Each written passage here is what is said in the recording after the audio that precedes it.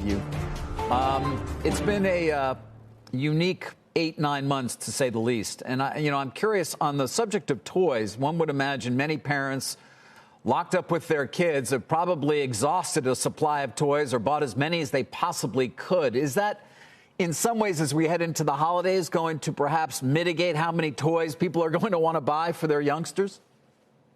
We've continued to see strong demand throughout the year, not only in the toy business, but across our games business, in our preschool compound business like Play-Doh, increasingly in our Nerf business as people are trying to get outside and play together.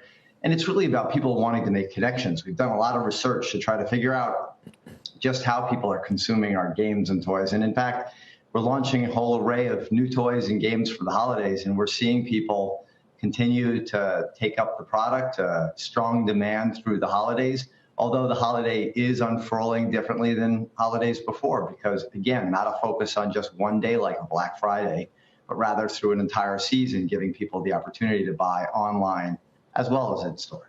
So I'm curious, you said you've done a lot of research. What then is that reflected in terms of the new products you're going to be bringing to market for this holiday season? Yeah, what we've really seen is that consumers want to increasingly play games together, and they love all kinds of new games. So we brought a whole array of new games, in fact, a half a dozen just Monopoly new games for the holiday season because people want to play together. They love knowing the basic rules of the game, and they want to engage with their kids. They want to engage as adults, preschoolers together. So every category of game is really growing. Preschool games, family games, even adult games where you play together as adults. Everybody's looking for a way to make those connections. It's really sort of pure to our mantra of being in a play and entertainment company. The categories that we participate in are seeing incredible tailwinds.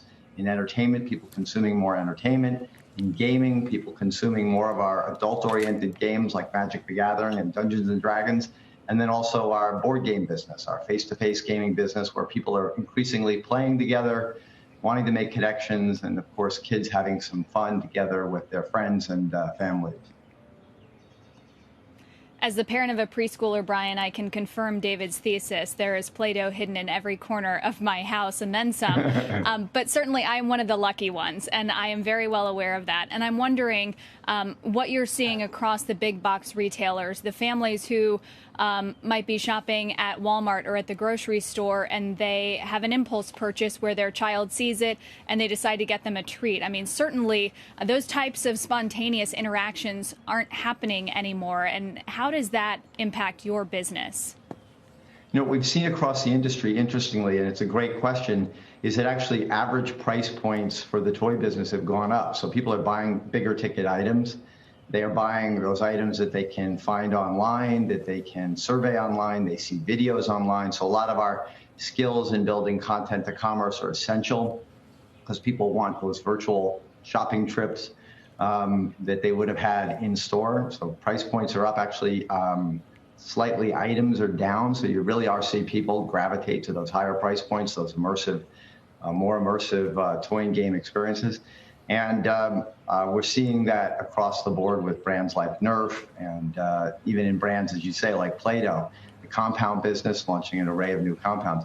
People are buying into those categories. And, you're right, those impulse purchases may be down a bit, but what's up substantially is the amount of e-com that we're seeing and our ability to connect experiences across brands and allow people to connect to the different way the play experiences within those brands is quite compelling.